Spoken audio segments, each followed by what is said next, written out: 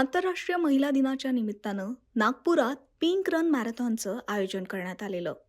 Yashwant stadium परिसरात पार पडलेल्या या कार्यक्रमाची सुरुवात महाराष्ट्राचे मुख्यमंत्री देवेंद्र फडणवीस यांच्या पत्नी आणि समाजसेविका अमृता फडणवीस यांच्या हस्ते करण्यात आली. महिलांच्या आरोग्य आणि सशक्तीकरणाचा संदेश देण्यासाठी आयोजित या मॅरेथॉनमध्ये नागपूर शहरातल्या महिला, तरुणी आणि विद्यार्थिनी मोठ्या संख्येनं सहभागी झालेल्या. सहभागींच्या उत्साहामुळे संपूर्ण परिसरात आनंदाचं वातावरण निर्माण झाल्याचं पाहायला मिळालं. विशेष म्हणजे या कार्यक्रमादरम्यान अमृता फडणवीस यांनी स्वतः झुंबा डान्समध्ये सहभागी होत उपस्थित महिलांचा उत्साह वाढवला. तसंच त्यांनी मंचावर गाणं सादर करून कार्यक्रमात रंगतही आणली. अमृता फडणवीस यांच्या सहभागामुळे उपस्थितांनी टाळ्यांच्या गजरात प्रतिसाद दिला.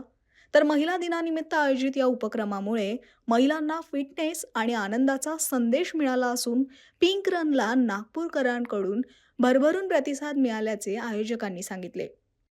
तर अमृता फडणवीस यांनीही महिलांसाठी खास संदेश दिलाय. पाहुयात. सर्वांना मी हे सांगेन की आज मी नागपूरला आलेली आहे. नीताताई ठाकरे मॅडमजींनी इथे एक खूप सुंदर पिंक रन ही ठेवलेली आहे. स्त्रियांच्या शक्तीसाठी काय जरुरी आहे, सशक्तीकरणासाठी काय जरुरी आहे की ते हेल्दी राहाव्यात आणि त्यासाठी अशा रन आणि रेग्युलरली स्त्रियांनी आपल्या हेल्थकडे लक्ष देणं हे जरुरी आहे. आणि याची सुरुवात आज होती महिला दिनाच्या दिवशी. याचा आनंद आहे. नागपूर महानगरपालिका ही महिला राज म्हणून ओळखली जात आहे. त्या संदर्भातच आज महिला दिवस आहे. काय सांगाल तुम्ही या संदर्भात? नागपूर महानगरपालिकेत तर महिला पूर्णपणे आपल्याला दिसून येतील आणि याचा आनंद आहे की स्त्री शक्ती आज ॲडमिनिस्ट्रेशनमध्ये शासनात भरभरून पार्टिसिपेशन आहे त्यांचं आणि त्याचमुळे प्रत्येक स्त्रीला एक आवाज मिळालेला आहे आणि पुढेही स्त्रियांचा आवाज ऐकला जाईल. यामुळे याचा आनंद. सर्वोच्च पदावर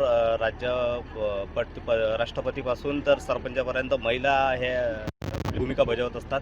काय संदेश द्याल तुम्ही या संदर्भात? संदेश फक्त एकच देऊ शकते मी की प्रत्येक स्त्रीने, आज जागतिक महिला दिन आहे, प्रत्येक स्त्रीने स्त्रियांच्या मागे उभं राहायला पाहिजे. ज्या स्त्रियांना गरज आहे आणि ज्या स्त्रिया त्यांच्या आसपास आहे, आपण एकत्रित पुढे गेलो तर एक खूप मोठी शक्ती म्हणून पुढे येऊ शकतो जगाच्या. तर एकत्रितपणा नको सोडायला आणि एकमेकांची साथ द्यायला नको सोडायला. आणि दुसरी गोष्ट, स्वतःकडे लक्ष द्या, कुटुंबाकडे लक्ष द्या आणि एक सशक्त स्त्री म्हणून पुढे आलात तर देशाचं पण खूप भलं होईल. आज शेवटचा प्रश्न, आज मॅच आहे तर काय भारत जिंकणार आणि पूर्ण जनता भारतात बरोबर आहे आणि आमचे विशेष टीम इंडिया बरोबर आहे.